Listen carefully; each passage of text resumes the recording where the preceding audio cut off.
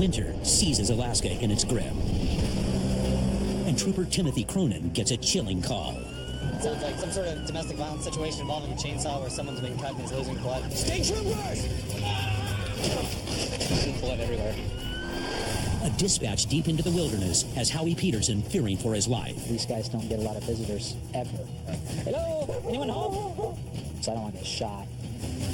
And when a criminal attacks one of their own, Trooper Ann Sears and the team must bring him to justice. These are very serious calls. I'm going to bring my gun. Hey, Trooper.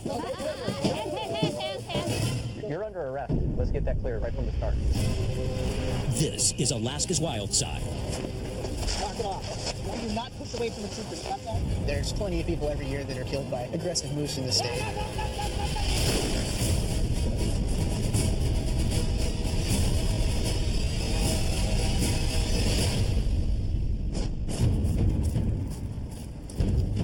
Trooper Ann Sears is responding to one of the most serious cases on the books. A crime against one of her own, a village public safety officer. VPS Navarro was sitting right in the car when the suspect, broke the window and hit Navarro's arm, while he's sitting right in there. The VPSOs aren't armed. They're by themselves, basically. I have some serious concerns for his safety. I think there could be some retaliation. Stationed on the western edge of the state, she's flying from her post in Nome to the village of Golovin. And the weather up here can be unpredictable. The winters here are long. They started in about November, and it doesn't give up till about June. I mean, we're ice-locked. It's a tough life out here. A couple of years ago, we had 2 people go through a hole in the ice. One of them, we were able to recover the body, and the other body we were never able to recover. On today's call, she's not going alone. Troopers Jonathan Strobel and Garrett Frost are also on the mission. And Sears will need all the backup she can get, because the team must also stop for another suspect in a different village. In the other village in Stebbins, the suspect pointed a gun at his girlfriend's head. I think she escaped because he passed out from alcohol consumption. These are very serious calls. I'm going to bring my gun. Fully armed with AR-15 long rifles, the troopers head out in force.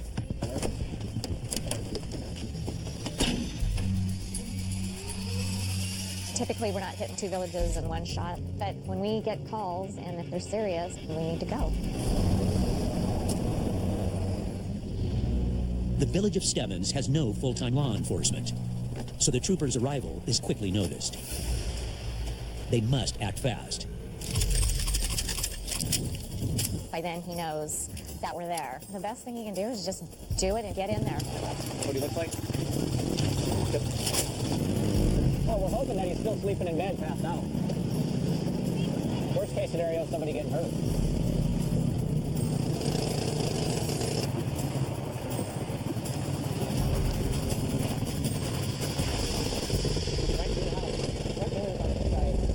They know the suspect has a stash of firearms, so troopers hope to catch him by surprise. I'm gonna go far side here. As you're approaching the house, you're thinking about a drunk guy being in there with guns. You're trying to take a good protected position. You got somebody watching the windows, seeing if anybody's peeking out or pointing a gun out. Or you can see the windows, see the doors, get up to the house safely. Door's clear as far as I can see. And then you got to go inside the house. Okay. Okay. I got these windows while you guys go in.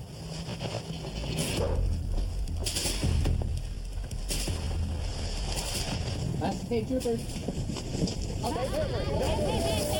Hands. Don't move. Hands. Show me your Okay, empty just hands. hands. Don't be grabbing stuff without our Let me have permission. a- You're under arrest for assault. We'll talk about that. Just get dressed. Why did you threaten your wife with a shotgun? I didn't threaten my wife with a shotgun. I would never do that to my wife. Do you remember picking up the couch and smashing her head under the couch? No, I didn't do that. I didn't never do that. She is beat horribly. She said for sure you're the one doing Do it. that to her. I mean, she says a lot of things in the heat of the moment that aren't true. Hey, can I see take your gloves off real quick? Yeah, That's not cool. bad,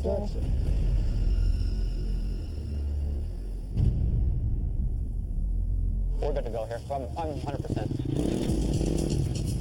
Let's go. Here, turn around. It's gonna get cold. You know, in any of my cases, whether it's a woman that's been assaulted, a child that's been assaulted, it's not my job to be emotional. But as another woman, yeah, it pisses me off.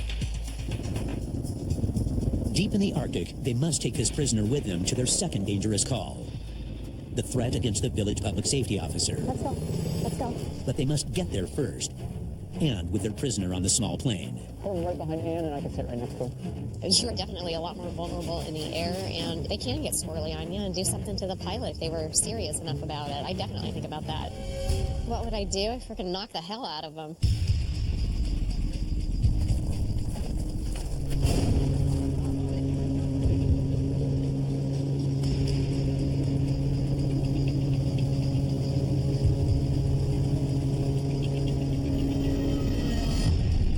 They land safely in Gullivan, but a possible standoff awaits them. He threatened to shoot the VPSO. He's becoming kind of a big bootlegger. The VPSO had a confrontation with him, tried to get a big bag of bottles from him, and ended up getting in a scuffling match. He's taken it way too far, so he kind of put a stop to it today. With their prisoner in tow, they must keep their guard up. Is he at his house still, you think? Yeah. Let's get up there real quick and try to serve this warrant. All right.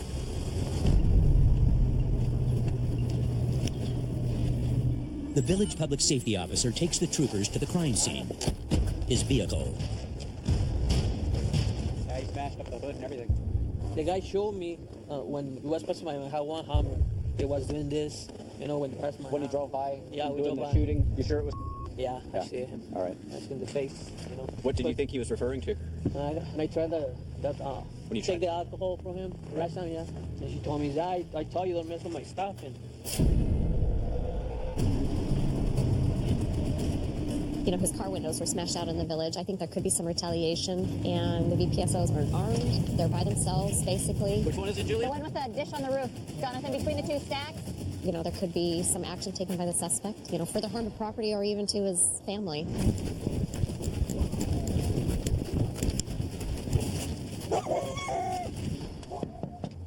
State troopers. We're looking for... Where are you going? thirsty, man. Hey, man. I didn't even do anything. Mom, get me juice. I'm not thirsty. Mom, I need my boots. I need my boots on. We'll get you some boots. Sit down right here. No. You're under arrest. Let's get that clear right from the start. Assault and criminal mischief. Come on down the stairs. Come on down. Is this the guy, Julian? All right. With both suspects in custody, it's time to head back to Nome.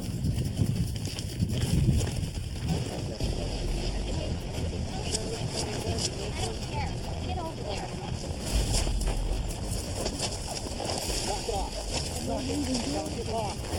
You do not push away from the troopers. Got that? I'm gonna have that for the back. Let me tell you something. You can't have attitude. You notice how the other prisoners being cool?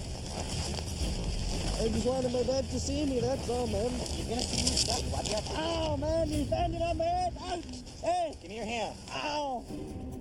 All I did was go over there and tell him he needed to get back with the other prisoner. He couldn't be walking off. And he didn't like being told what to do by anybody. Trooper Sears says, no, you got to stay. He pushed her. He's testing boundaries. That could be another charge. We're not going to tolerate that kind of behavior. We know each other, how we're going to move, how we're going to react. Yeah, you do know that they have your back, and you can trust that they're going to make the right decisions, and that they trust you to make the right decisions, too.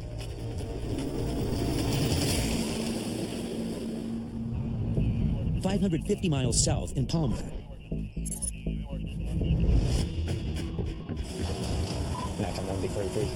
Trooper Timothy Cronin is on patrol when he receives a blood-chilling call. Advising he was on scene as a male injured with a chainsaw who was losing blood. We're trying to get further, however, we have a very poor cell phone connection. 7-1, I'll be upgrading.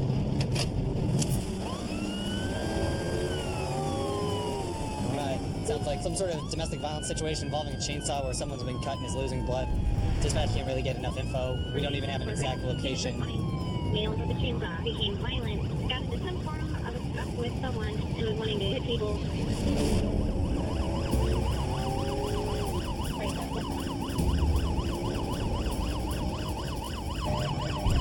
Come on. We've lost the connection with the female and will attempt to reconnect.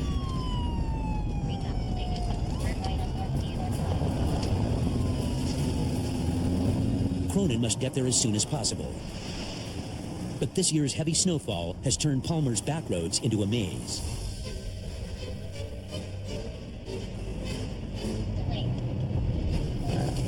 Turn around right here. All these roads in this area are all kind of messed up. Back roads where nothing's signed, and roads that your GPS tell you will connect don't. We're getting really poor directions on where it's actually at, so we're trying to figure it out. Units responding, the female stated that she did not want to be involved with the police in this instance, to tell troopers to be careful and has been connected. Person on the phone has left the scene, won't tell us where they are, won't tell us what they're driving, and won't give us any better information, so that doesn't really help us.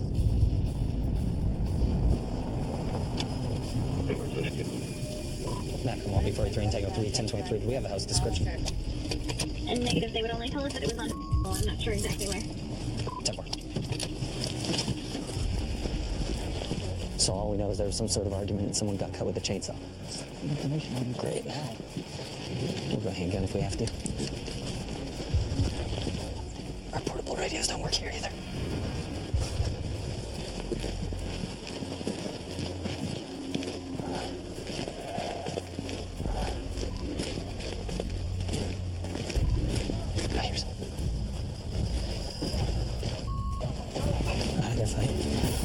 State troopers!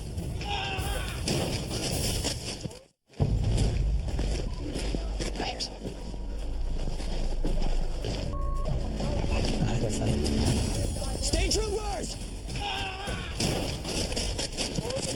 Stop fighting! Get on your stomach. Put your hand behind your back. Now we just got you throwing a chair on your son or whoever this kid is, his head. The kid, I got him. No, Deal with him. Mac, I'm on B43. We're just 10-10. We've got detained. Yeah. Nice to these medics. No, they're not pigs. Okay. That's fine. All right. Well, we're just gonna walk over to the. You're nothing but. That's fine. We're just gonna walk over here to the ambulance. All right. Even with injuries to his leg, the man isn't giving any details about the attack. The other one's got blood on him as well. We're gonna see what his deal is, or if it's just this guy's. If he starts going crazy, just yell at me.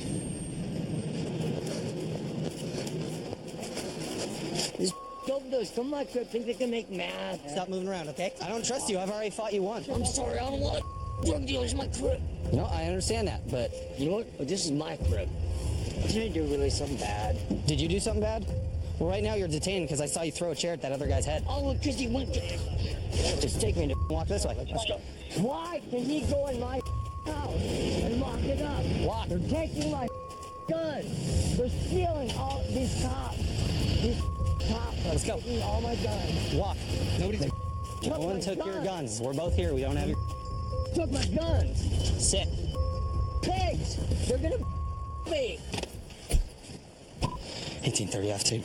You gotta take photos of the house. There's blood everywhere. Inside too? There's a chainsaw?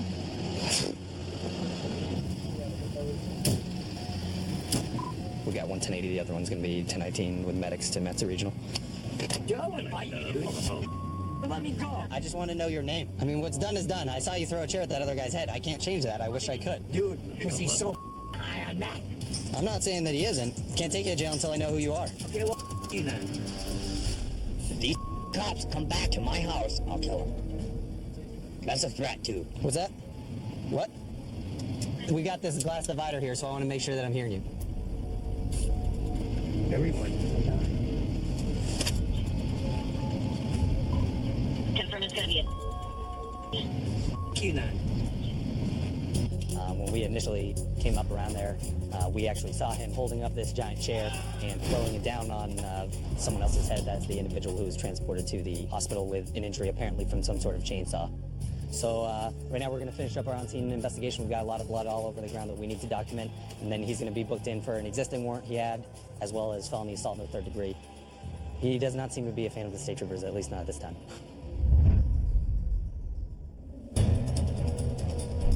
South on the Kenai Peninsula, troopers must deal with another Alaskan resident, moose. With the season's massive snowfall, these 1,000-pound animals have descended into the city limits in search of an easy food source. The snow is so deep right now that the moose are very irritated because they're having a hard time finding food. There's people every year that are injured and some even killed by aggressive moose in the state. We've got a man down here trying to go to his boiler outside. Evidently there's an aggressive moose outside that won't let him out. So we're going to go down and see what we can do to help get rid of the moose for him. Here, standing up, irritated. Moose can charge at 35 miles per hour, so this one poses a real threat. Yeah, we did a lot of that. Didn't do any good. And if you do much, it's going to charge me. All right.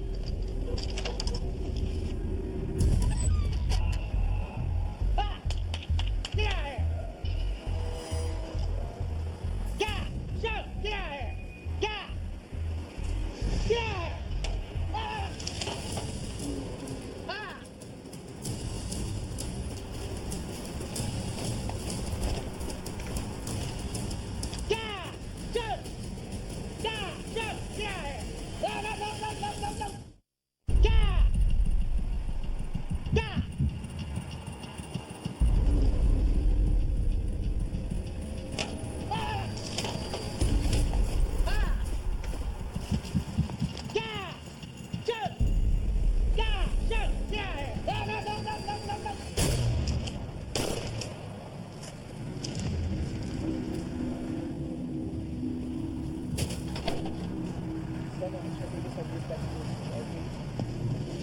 Unfortunately, the moose charge wasn't stopping, so I had to dispatch the moose. Even though that wasn't a full-size animal, it still could definitely injure a person easily or possibly even kill them. But the moose won't go to waste. A charity arrives to collect the meat. A little aggressive, wasn't he? They're awfully not. Yeah, this deep snow is just killing them. Well, I need to run, but thanks for coming out and helping us.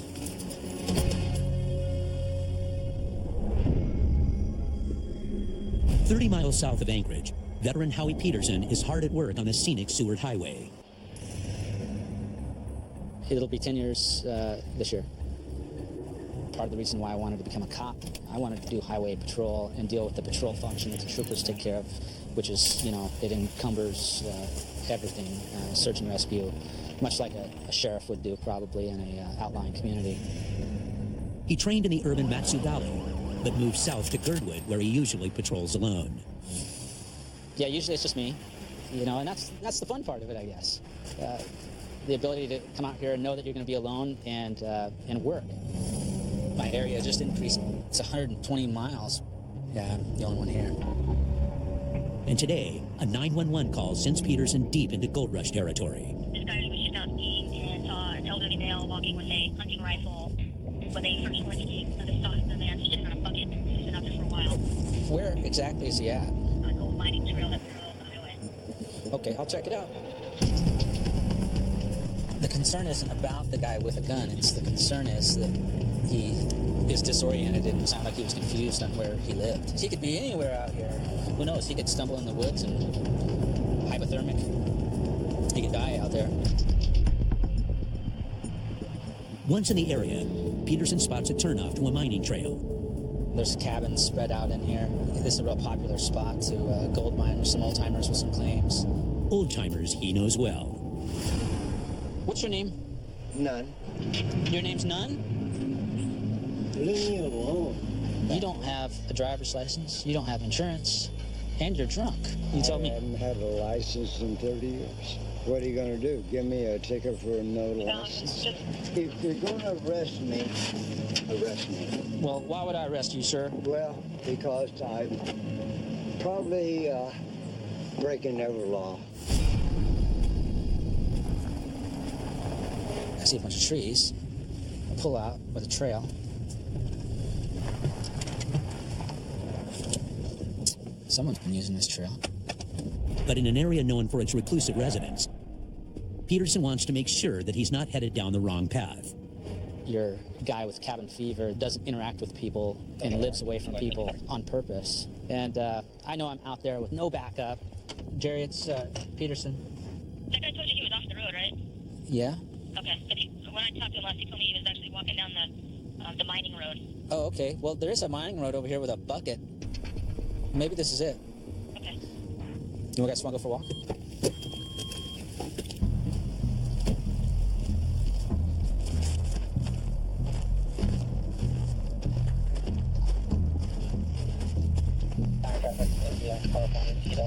It's probably our goose egg stuff that the guy was sitting on.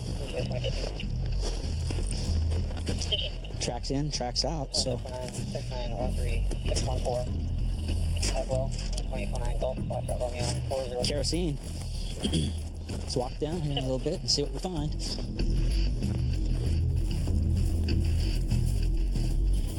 It's hold on 52. I'll be out about 200 yards away from my vehicle. There's a cabin down the trail on the left. I'll be at. A little nervous about going into a cabin out in the middle of the woods that I know the guy's going to have rifles. Imagine these guys don't get a lot of visitors ever. So I don't want to get shot. Now you might want to just do stay back a little bit because you don't know what to expect with this thing. Could be a hairy deal.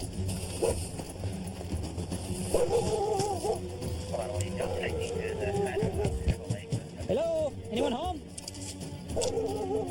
Imagine these guys don't get a lot of visitors ever, so I don't want to get shot. Hello?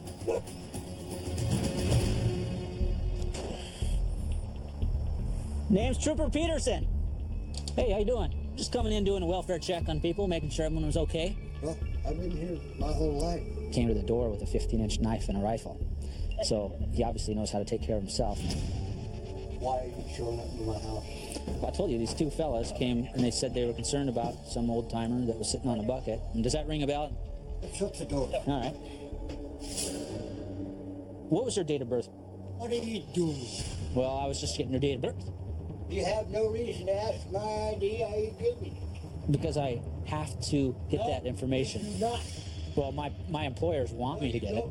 Okay, fair enough. You gold mine over here? Is that what you do for a living? As a matter of fact, I mine a canyon.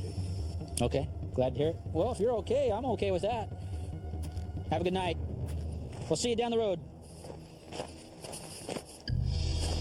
And I was a little bit weary about walking into a guy's cabin out in the middle of the woods, knowing that he's going to have rifles. There must have been 15 rifles laying against everywhere in there.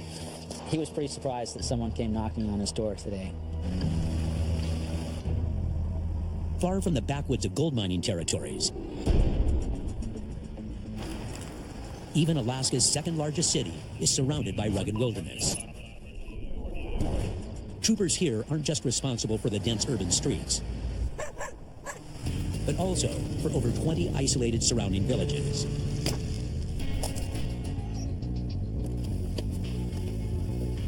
We're going out to Kayak.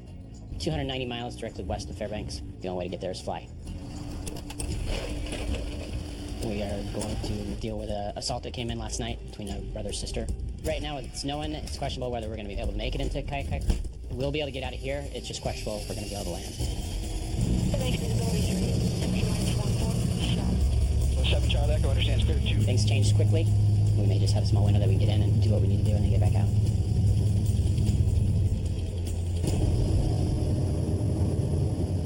We had to report about a 30 knot wind out of the south. Everybody buckled. Those are pretty powerful things, man. We'll see what it's doing when we get there. 3 minutes for white turbulence. So that thing doesn't throw out that much white turbulence, does it?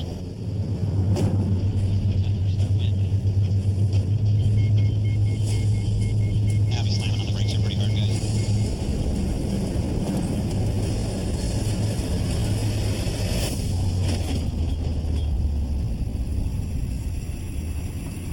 Oh, nice.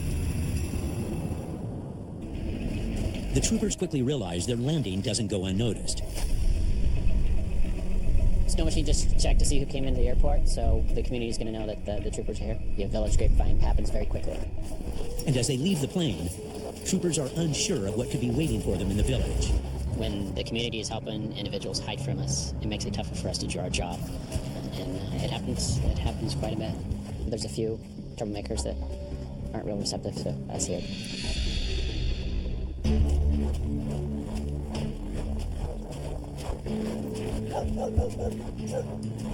A lot of our assaults are domestic violence related. Most of the people in these communities are related to each other. They live together, they have kids together, or they're a family. Assault came in last night between a brother and sister. How are you doing? All kinds of criminal acts going on around there. And I'm being threatened and beaten up over it. I'm a 56-year-old grandmother and I'm threatened and I'm beaten up out here. So that's why I chain my door up to keep myself safe. I'm not deciding about it. You're bleeding. Look at this. Look at my hand. It's right down to the bone. And we're taking care of this. Or a towel you can dry that up with.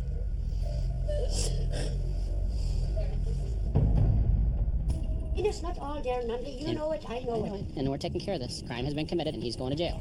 Okay, that's why we're here. Out here that's unreported. And if people don't report stuff, we can't address it because we don't know what's happening. And who talks to you? Anybody? Everybody There's locked a few up people. and run away.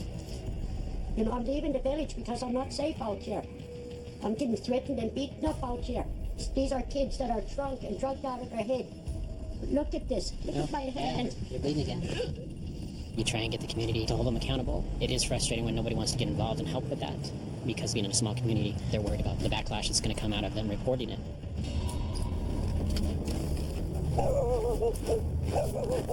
He's going to jail today. Nunley has his evidence, but with past experience, he's not sure the suspect will go willingly. He's like 5'4", wiry. Usually it's when he's intoxicated, he's a little squirrely and fights with us a little bit. Either way, he's going to jail.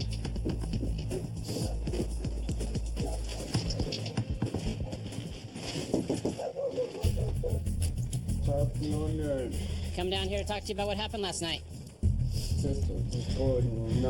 That's not what I'm hearing. How many times did they tell you to leave the house? A couple, I guess. And you actually heard her trying to get back in her house. Getting so rude and so angry. Okay, well, you're under arrest for assault 4 and criminal trespass. We gonna have any problems today, Wayne? Things didn't go quite so well last time, remember? Alright. We'll just kind of head on towards the plane. They'll transport the suspect back to Fairbanks. Alcohol is the bigger issue. Alcohol is a major contributing factor to every crime we investigate. I mean, at least 95% of the crimes that we deal with, there's alcohol or drugs involved in it. Mostly alcohol. You gotta quit drinking, man. Not doing you any good.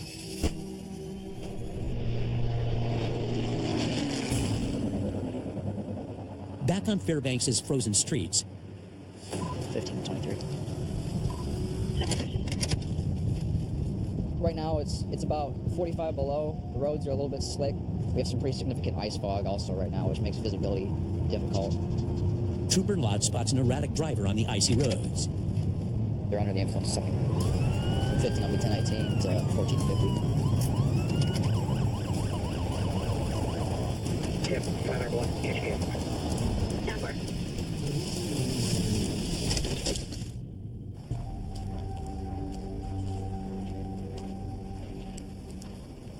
How's it going?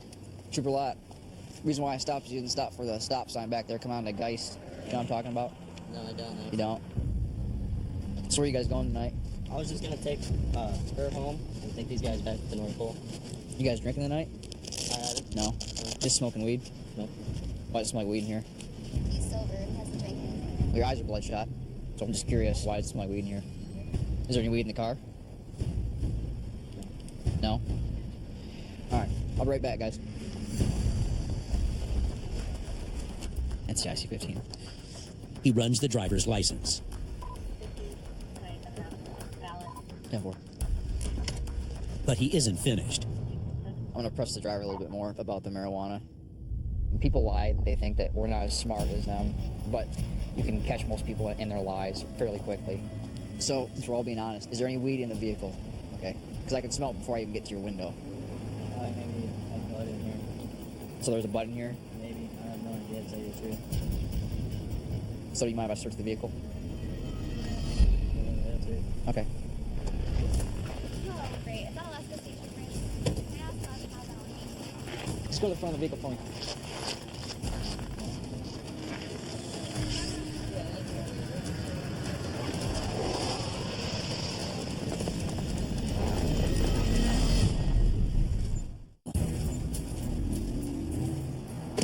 All right, you guys get back in the vehicle. Hang tight for me though, okay, driver? All right, so you had nothing to drink tonight at all? No. All right, so but you had some marijuana, obviously, right? Yeah, it smoked like maybe probably an hour ago. Okay. Can you take your half and put it on the top of your car for me?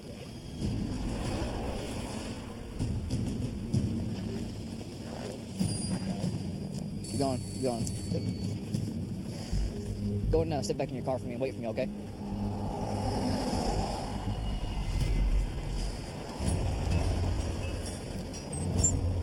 Here's the deal, okay? You can still receive a DUI for smoking weed and driving a vehicle, okay? It's not just limited to alcohol. But by my tests, okay, you're not impaired. However, okay, I found weed in your dashboard. I think you know that. Okay, well, whose weed is it?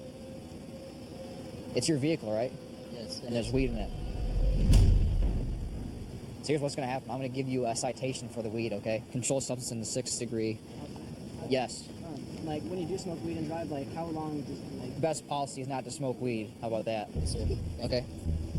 All right, guys, drive safe. Okay.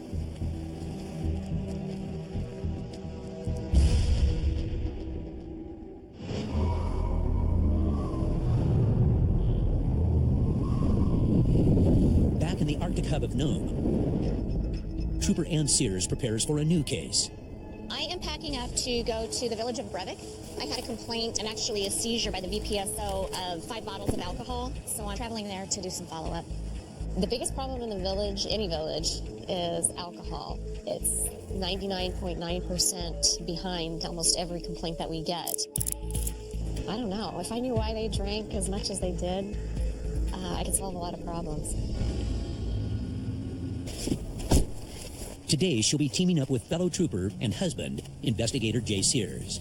I didn't know what it was going to be like to work with my husband, work and live together. And it's worked out really well. Jay and I, we complement each other, and we play off of each other. Questioning suspects or questioning witnesses. He'll hear something, I'll hear something. We work really well together. Today, the duo will fly 65 miles north of Nome to the remote village of Brevik Mission. We're doing a joint investigation for alcohol importation. We're going to try and figure out how they brought it in. Bootlegging is one of rural Alaska's most lucrative illegal businesses. A $16 bottle here at the liquor store goes for upwards of $400 in some of the villages. It's frustrating to see folks spending that kind of money on booze and drugs, but it's a huge profit margin for folks that don't have gainful employment. There's several different avenues that folks are using to get high. We see them using aerosols, we see them huffing gas. They're ingesting, gallons of liquid soap, which are very high in alcohol content. They're using, keyboard dust off. They're using the oust aerosol cans. It's a big problem that people need to escape from reality, I guess. In Brevik Mission, Jay and Ann head first to document the evidence. Hey, Jay, these are the bottles, huh? Yes, sir. Anybody touched in here at all? No. It's okay. They told us this morning that it goes for about $100. So there's 5. And I'll send them into the crime lab and hopefully get some blatant prints off of them.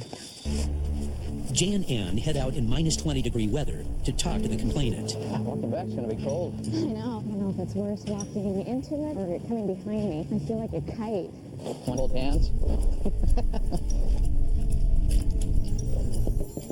Can we come in? Oh, hey, how are you, sir? I understand you made a complaint yesterday. Yes, I did. And what was that complaint about? My girlfriend was buying food in bottles here. Okay. Were you with her when she bought the liquor? Yep. My girlfriend wanted to bring some in. So you know it was illegal to bring him in, right? Yep. Can you cooperate with me today? Yeah, she should. Did she walk? Yeah, she did. I didn't have no money and no ID card. Well, I'm gonna go talk to her and see what she's got to say, okay? Okay? Okay. Sounds good? Oh, yeah. Okay? Yeah. Thanks. Bye, Ward. They had a fight. He got mad about something and he decided to turn her in, but there's just no way that he didn't know. They head to the girlfriend's house, where Ann takes the lead. Hello. Hey, how are you? So my main concern is the bottles that you brought back. Who paid for them? What were you guys going to do with the bottles? Okay. Basically for a birthday party, right? The birthday's tomorrow. And whose snow machine is it that you guys used? The snow machine. Ward's snow machine. You and Ward went into the liquor store together, so he knew that you were buying them and that you were bringing them back. The girlfriend's testimony confirms their suspicions. Yeah, I thought things weren't adding up, and so I wanted to interview him first. He lodged a complaint against his girlfriend, and the VPSO had told me that they had rode back together. All right, baby, I'm seizing that snow machine. He knew exactly what was going on. And they reconfront the boyfriend. Hey, it's Trooper Sears again. I got a little info. You're the one driving the snow machine. Well, you're saying the girlfriend brought him back, but it kind of sounds like you were bringing him back for your birthday, right? Okay. I'll tell you what I'm going to do. I'm not going to arrest you. I'm seizing your snow machine for now because you used it to bring the bottles back and you knew better. You can't be driving bottles back up here. Any questions about that, Ward? Okay. But you were going to run to town again with it, weren't you? Yep. Snow machines are a lifeline in rural Alaska, but Jay knows seizing it is a necessary measure. It's his birthday, and he has already admitted that he was going to ride back in. I just don't want to give him another opportunity to bring another bag full of bottles back. See ya. While Ann takes the 30-minute flight back, Jay takes hold of the snow machine and heads toward Nome. It is pretty cool to be able to go to the village with my husband, arrest somebody or complete the investigation if we need to, after spending the entire day together.